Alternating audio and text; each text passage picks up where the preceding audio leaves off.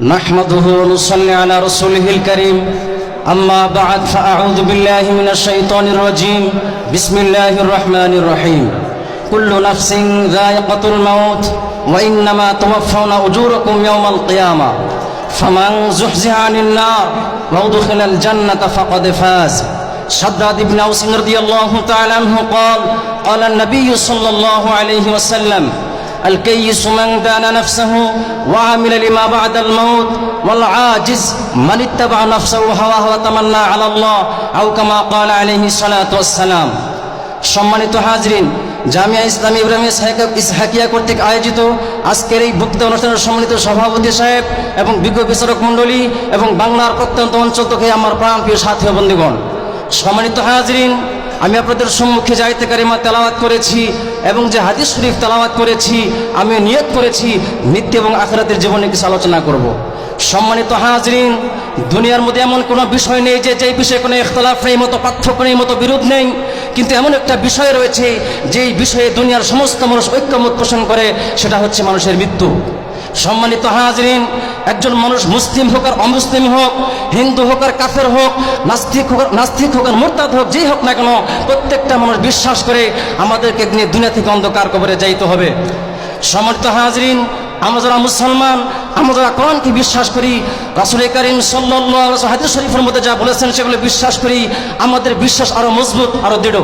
সম্মানিত হাজরিন, আল্লাহ রাব্বুল আলামিন সূরা আলে ইমরানের 185 নম্বর আয়াতের মধ্যে বলেন, কুল্লু নাফসিন যায়িকাতুল মাউত, প্রত্যেক প্রাণী মৃত্যুর স্বাদ গ্রহণ করবে। ওয়া ইন্নামা তুওয়াফাউনা উজুরাকুম ইয়াওমাল কিয়ামা, আর কিয়ামতের দিন তোমাদের আমলের বদলা তোমাদেরকে পরিপূর্ণ দেওয়া হবে। ফামান যুহজিহা আনিন নার, অতঃপর জাহান্নাম থেকে যাকে দূরে রাখা হবে। ওয়া উদখিলাল জান্নাতা ফাকাদ ফাজ, জান্নাতে প্রবেশ করানো হবে, সেই হবে সফল কাম। সম্মানিত হাজরিন, এই দুনিয়ার বুকে অনেক রাজা বাদশা ছিল, কেউ দুনিয়াতে রয় নাই। সুলতান মাহমুদ গজনবী, চেঙ্গিস খান, তৈমুরুল্লাহ, বড় বড় বাদশা, ফেরাউন, হামান, কামান, এরকম ভাবে তাম পৃথিবীর রাজত্ব করেছে, কেউ তারা দুনিয়ার বুকে নাই। সম্মানিত হাজরিন, কুল্লু নাফসিন, এর মধ্যে আল্লাহ বলেছেন প্রত্যেক প্রাণী মৃত্যুর স্বাদ গ্রহণ করবে। যার প্রাণ রয়েছে, রূহ রয়েছে, তাকে একদিন মৃত্যুবরণ করতেই হবে।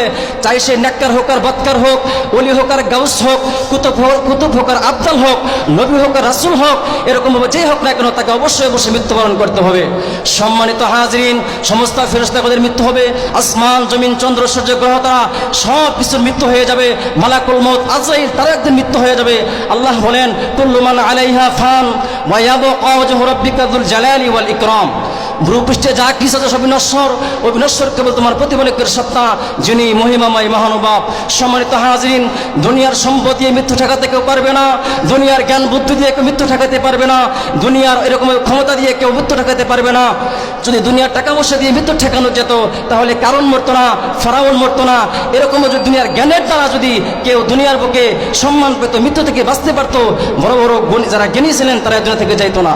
সম্মানিত হাজরিন, তাফসীরে কুরতুবীতে রয়েছে, যে ব্যক্তি মৃত্যুকে বেশি বেশি স্মরণ করবে, আল্লাহ রাব্বুল আলামিন তাকে 3টি পুরস্কার দেবেন।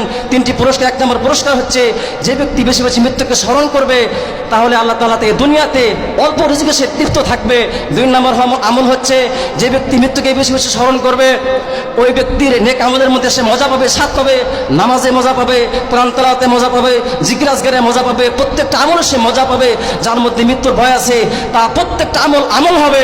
যার মধ্যে মৃত্যুর ভয় নাই, তার আমল হবে না। এরকম ভাবে আমল ছাড়া অন্য কিছু হবে। সম্মানিত হাজরিন, পরিশেষে হচ্ছে, যে ব্যক্তি বেশি বেশি মৃত্যুকে স্মরণ করবে, আল্লাহর গুনাহমুক্ত জীবন গড়বে, আমলের জিন্দেগি গড়বে, খুব জলদি তার তওবা নসিব হবে। আল্লাহ রাব্বুল আলামিন আমাদের সকলকে মৃত্যুর ভয় অর্জন করে গুনাহমুক্ত জিন্দেগি গড়ে, আমলের জিন্দেগি করে, যারা আল্লাহ ওয়ালা বুজুর্গ তাদের সহবত থেকে আমাদের ঈমানকে পরিপূর্ণ ঈমান বানিয়ে যেন আমরা ঈমান নিয়ে এই দুনিয়া থেকে যাইতে পারি। ওয়া মা আলাইনা ইল্লাল বালাগ। আসসালামু আলাইকুম ওয়া রাহমাতুল্লাহি ওয়া বারাকাতুহু।